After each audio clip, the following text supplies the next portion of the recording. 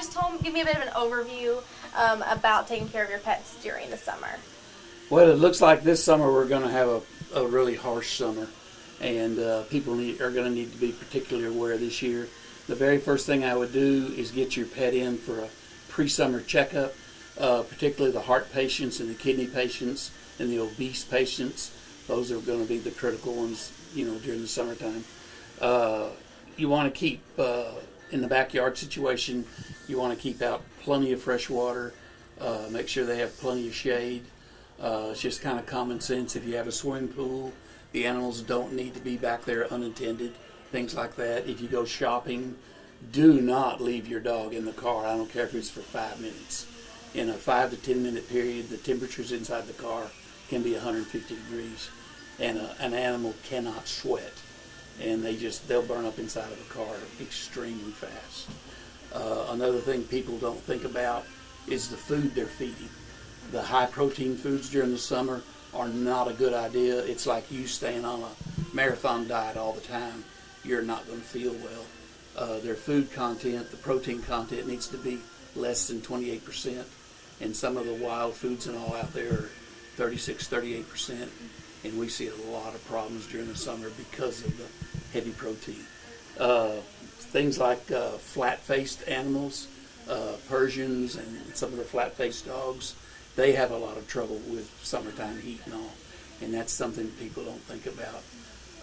Spraying your plants, herbicides, fertilizers, all that can add to the problems with heat outside. Taking your dog for a walk, the asphalt on the concrete and the concrete also, in the hot part of the day, 150 degrees. Try going barefoot in that, and you won't do it very long. You'll look for shade, or you'll look to walk in the grass. Just use common sense. We covered that. Heat stroke. Be sure you recognize signs of heat stroke. An animal can't sweat. They'll start drooling. You'll see increased respiration, increased heart rate, sometimes weakness, and then collapse. Of course, that's an emergency. Get it to the vet immediately. Absolutely. All right. So, and how does treating your pets in the summer differ from different seasons? Well, during the wintertime when it's like less than 32 degrees, it's like you being outside in short sleeves. I mean, you're just not going to be comfortable. Their water freezes, things like that. Summer's just completely different, and it's actually much harsher. The older animals in the summertime, the younger animals in the summertime, those are the ones that are both critical, winter and summer. Puppies can't maintain heat. They'll freeze to death really quick. Puppies can't maintain cool. They'll overheat really quick.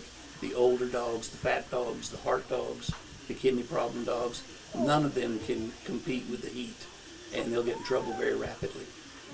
And is there anything else that pet owners should look for that they just don't typically think about?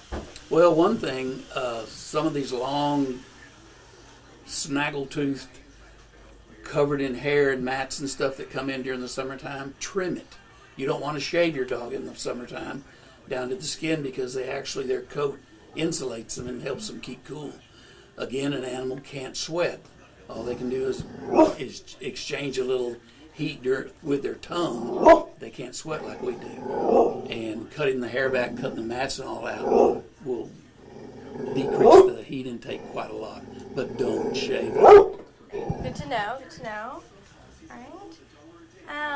And what do you find yourself treating most often during the summer? Heat stroke. Heat stroke. Yeah, and a dog can go. We've had some dogs last summer, and I don't think, it's going to be, this summer's going to be a lot worse than last summer. And we had dogs that would go out, some of the older dogs and stuff, 15, 20 minutes have a heat stroke. And they bring them in, their body temperature is 108 degrees.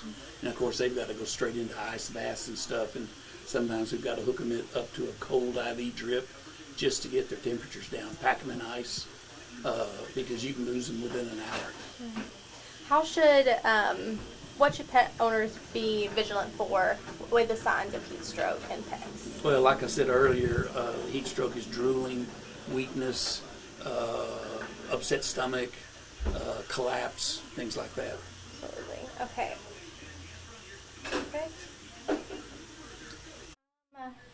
there anything else that you want to share that I haven't thought to cover? This is Byron, and he's up for adoption. Oh, hi Byron. We have quite a few here for adoption.